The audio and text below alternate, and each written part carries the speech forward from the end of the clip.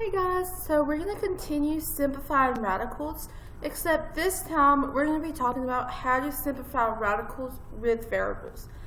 But there's an easy rule that we use when we simplify radicals. So if you're given the square root of a to the m, okay, if m is a multiple of 2, like 2, 4, 6, 8, okay, you're going to use the rule that this will equal a, then m divided by 2. So whatever the exponent is, you divide by 2. If it's a multiple of 2. Okay, if it's not a multiple of 2, you're going to break apart. Okay, and with this, it will make more sense as we do practice problems. Okay, here's the first practice problem. Okay. Is my exponent a multiple of 2? It is. So I'm going to use this rule up here. Okay, I'm going to keep my base the same, but then I'm going to take my exponent and divide by 2. 6 divided by 2 is m to the third. Okay, so we just got out of this radical. Now we just have the variable and the exponent. Okay. This is in the simplest terms. Let's do another one.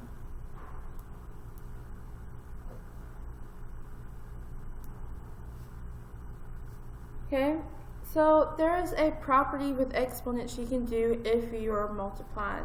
So I noticed this is a perfect square. Okay, I can break them apart. Now you don't have to, but if you want to, you can. So the square root of 9 is going to give me 3. Okay, this is a multiple of 2, so I'm going to divide it by 2. So I have 3k.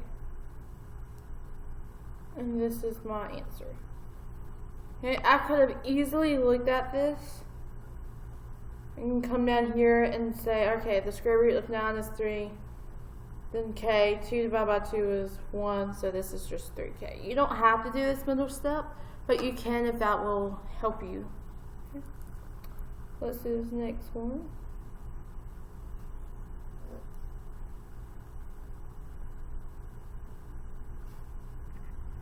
Okay, and I'm going to break apart everything.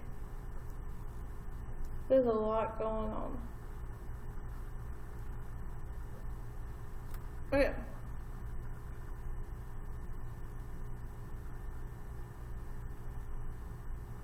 Let's look here.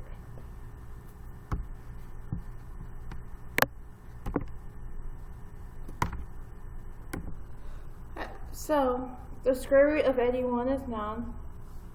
Okay. R to the 7. Okay, that is not a multiple of 2. So we have to write it as a multiple of 2 and break it apart. So I can do R6. Then how many's left over? R. So what we did was we just split these up because we can take this out of the radical. Okay. But only if it's a multiple of 2. Okay. So that's why I subtracted 1. And then I put it over here. You're not changing anything. You're just breaking these r's apart. So if you look, r to the 7 is 1, 2, 3, 4, 5, 6, 7.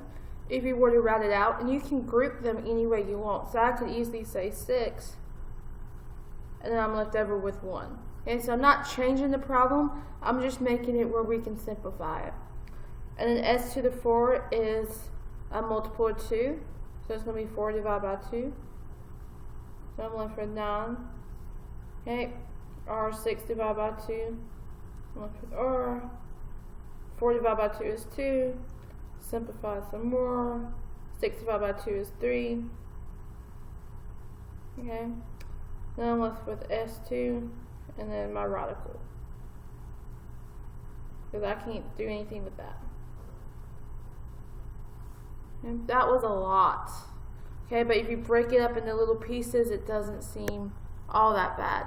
But when we write it, the radical always goes on the rightmost direction. Okay, so the radical is going to always be the last thing you write. Okay. So let's do some practice problems. Again, if it's not a multiple of 2, you have to subtract. Okay, well you have to break apart. And then you can still solve the r, but we're left with 1 inside the radical. Okay. So I want you to try these next ones.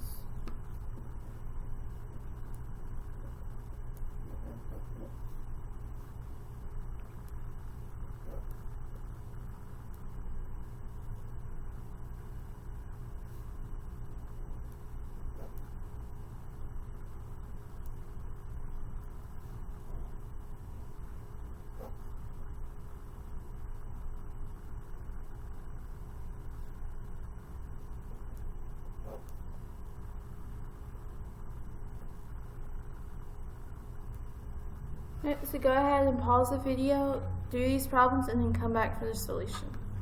Welcome back. Okay, let's look at number 1. Okay, the square root of 100 is 10. X is a multiple of 2, so 2 divided by 2 is going to give me 1. And then y is a multiple of 2, so I'm going to divide the exponent by 2. And that's going to give me 1. So that's my answer for the first one. And this next one, the square root of 144 is 12. Okay, this is not a multiple of 2, so I have to make it a multiple of 2.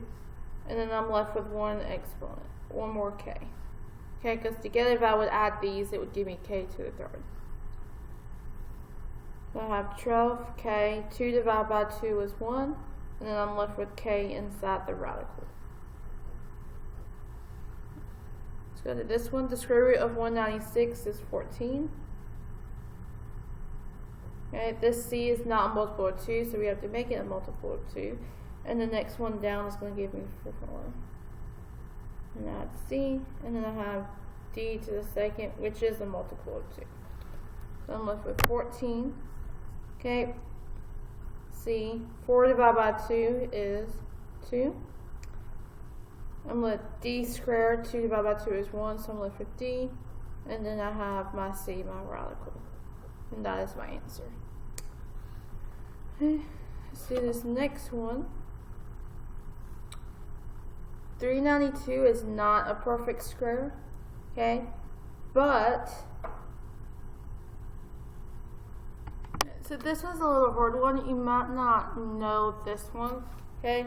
But if you look, 196 is the largest perfect square that would go into 392. And it'll go in there 2 times. Okay, the square root of 196 is going to give me 14. I'm left with 2 inside. Okay, then a squared, that is a multiple of 2, so 2 divided by 2 is going to give me 1. B squared, multiple of 2, 2 divided by 2 is 1. And then c to the third is not a multiple of 2, so we're going to have to split it up. And then we're going to simplify everything. So I have 14, I have a, b, okay, c squared, 2 divided by 2 is going to give me c. So I took care of all these. Well, not that one. So now I have my radical and I have 2c both in the radical. This is my final answer. Okay? The more you do these, the easier it's going to be. Okay, so just take your time with this. Please ask me if you have any questions at all, and I hope you all have a wonderful day.